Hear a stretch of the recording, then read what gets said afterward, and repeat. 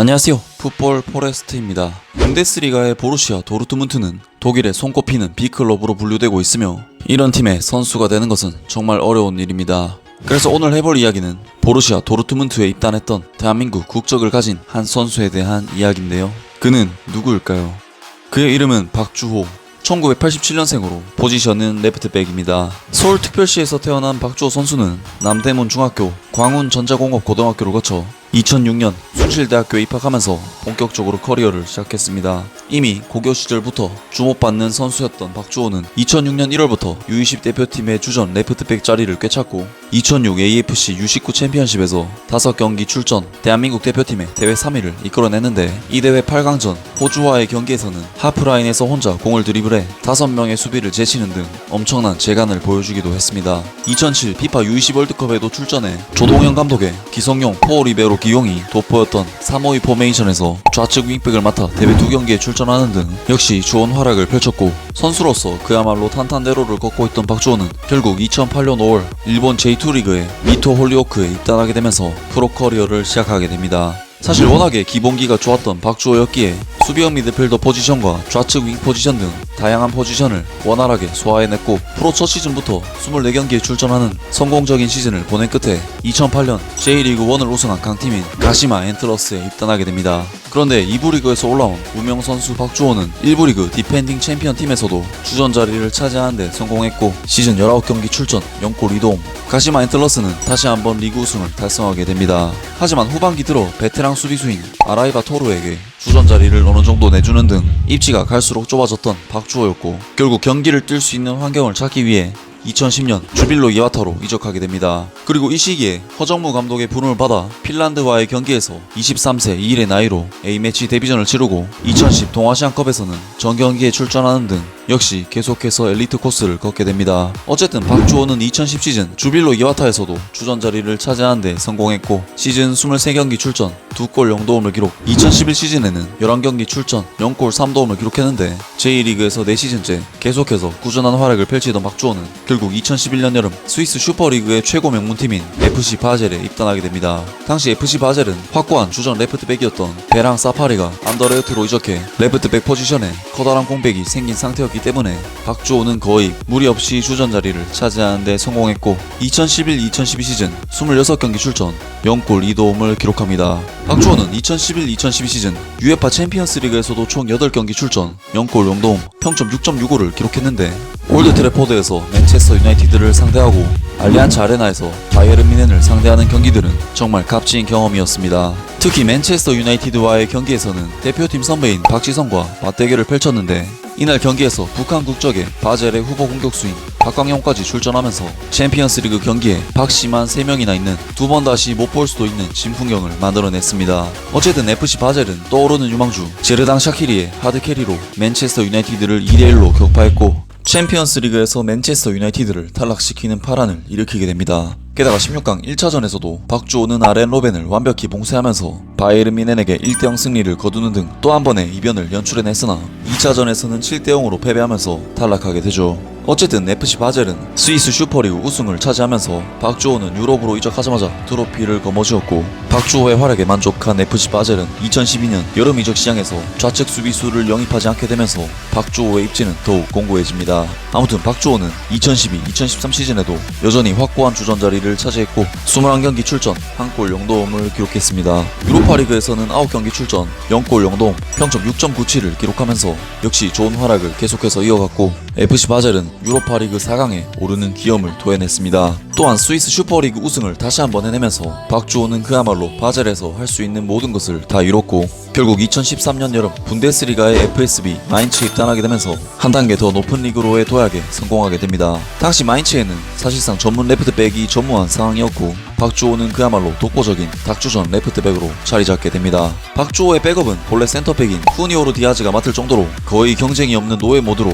분데스리가에서 풀시즌을 제대로 치르게 되죠. 게다가 2014년 1월에는 볼프스부르크로부터 대표팀 동료인 구자철까지 마인츠에 입단하게 되면서 박주호로서는 정말 너무나도 좋은 환경에서 축구를 할 수 있었고 2013-2014 시즌 27경기 출전 1골 3도움 평점 7.12라는 매우 뛰어난 활약으로 시즌을 마무리했습니다. 특히 수비 수임에도 경기당 킬패스 수치가 0.8개에 육박할 정도로 적극적인 오버래핑보다는 후방에서의 안정적인 볼 배급과 패싱 능력을 유감없이 발휘해냈고 상대 공격수들의 전방 압박이나 수비수들의 압박이 들어오면 뛰어난 발재간과 부드러운 움직임으로 유연하게 타박하여 볼을 지켜낸과 동시에 동료 선수들에게 연결하는 등 팀의 볼 전개에 있어서 상당한 기여를 해냈습니다. 박주호는 이런 활약을 바탕으로 토마스 투헬 감독의 유동적이고 변화무쌍한 전술 변화 속에서 뛰어난 기본기를 바탕으로 한 멀티플레이어답게 측면과 중앙을 오가면서 맹활약했고 토마스 투헬의 무한 신임 속에 기복조차도 없는 꾸준한 활약을 펼친 제 개인적으로는 박주호의 인생 시즌으로 꼽을 만한 시즌이었습니다. 하지만 그럼에도 불구하고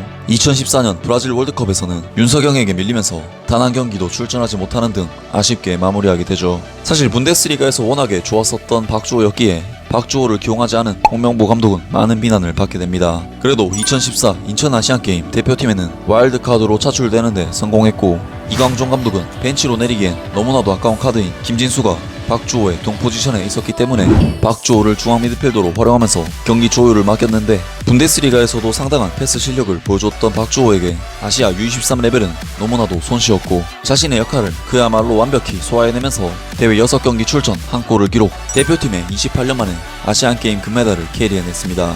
또한 슈틸리케 감독으로부터 2015 AFC 아시안컵 대한민국 대표팀에 차출되어 역시 이번에도 중앙 미드필더로서 기성용과 함께 호흡을 맞추게 되는데 박주호는 그동안 기성용의 파트너로 뛰어왔던 한국영과는 달리 정말 미친 듯한 빌드업 능력을 제대로 보여줬고 대회 전 경기에 출전해 맹활약했습니다. 개인적으로 2015년에 박주호 기성용 조합은 빌드업 부분에 있어서만큼은 역대 최고의 조합이 아닐까 생각할 정도로 정말 좋았습니다. 아무튼 2014-2015 시즌 든든한 스승 토마스 투헬의 사임으로 다소 좁아진 입지 그리고 아시안게임과 아시안컵 연속 차출로 마인츠에서는 많은 경기는 나오지 못하면서 시즌 16경기 출전 0골 0도움 평점 6.90에 역시 좋은 활약을 계속해서 이어갔고 결국 2015년 여름 옛 스승인 토마스 투헬의 러브콜을 받아 분데스리가에 손꼽히는 강팀 보루시아 도르트문트에 입단하게 됩니다. J리그 2부 리그부터 시작해 J리그 우승, 스위스 리그 진출 및 리그 우승, 그리고 분데스리가 중위권 팀에서 안정적인 활약, 그리고 도르트문트 이적까지 계속해서 자신의 능력을 차례차례 검증시켜가고 있었던 박주호의 성장은 정말 놀라웠습니다.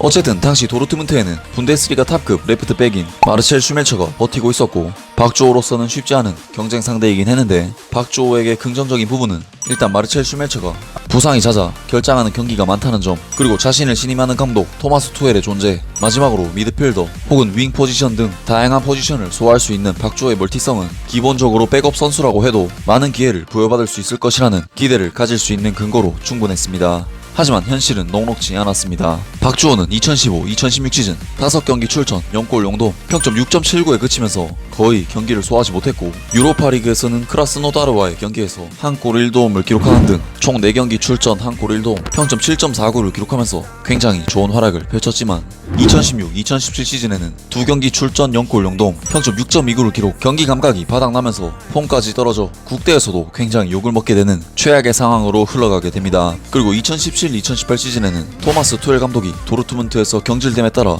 박주호는 아예 2군으로 강등되어 독일 4부 리그 경기에 출전하게 될 정도로 상황은 그야말로 최악이었고 심지어는 도르트문트 감독 피터 보츠가 박주호가 누군지도 모른다고 할 정도로 이 시기에 도르트문트에서의 박주호의 입지는 그야말로 막장 그 자체였습니다.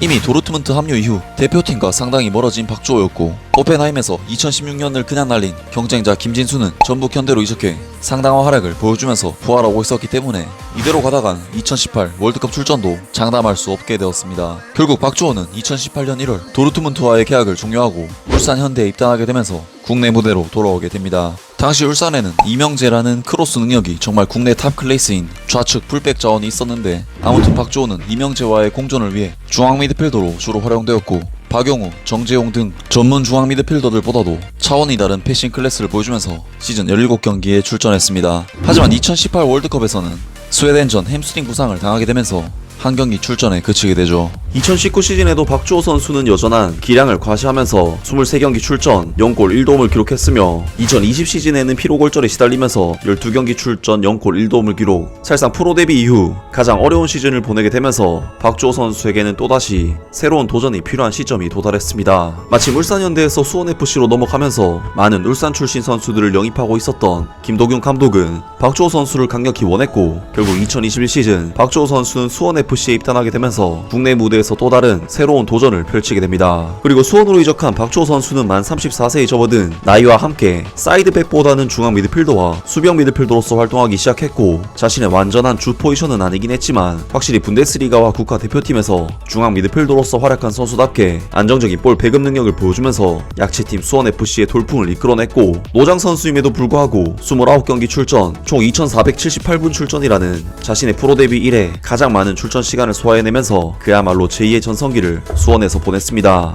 그리고 2022 시즌 박주호 선수는 팀의 주장으로 선임되었고 이번 시즌 수원 최고의 스타로 떠오른 이승우 선수의 영입에도 도움을 주는 등 선수 이상의 역할을 해냈고 경기장에서도 역시 중앙 미드필더로서 꾸준한 활약을 펼치면서 32경기 출전 0골 1도움을 기록. 자신의 시즌 역대 최다 출장 시간을 35세의 나이로 갈아치우면서 말년의 나이에 접어든 것이 무색할 정도로 정말 꾸준하게 축구 선수로서 활약 중입니다. 한때 도르트문트의 유니폼을 입으면서 많은 사람들을 설레게 했던 박주호 선수는 어느덧 35세의 노장 선수가 되었습니다. 비록 빅클럽에서 롱런하는 선수는 되지 못했지만 마인시 시절 보여줬던 실력은 정말 한국 선수로서는 역대급 활약에 가까운 임팩트였고 아직도 그의 클래스는 살아있다는 것을 여전히 K리그 무대에서 보여주고 있는데요. 박주호 선수의 남은 선수 생활도 계속 응원하겠습니다. 아무튼 오늘 영상은 여기까지고요. 영상 재밌게 보셨다면 구독과 좋아요 그리고 댓글 부탁드립니다.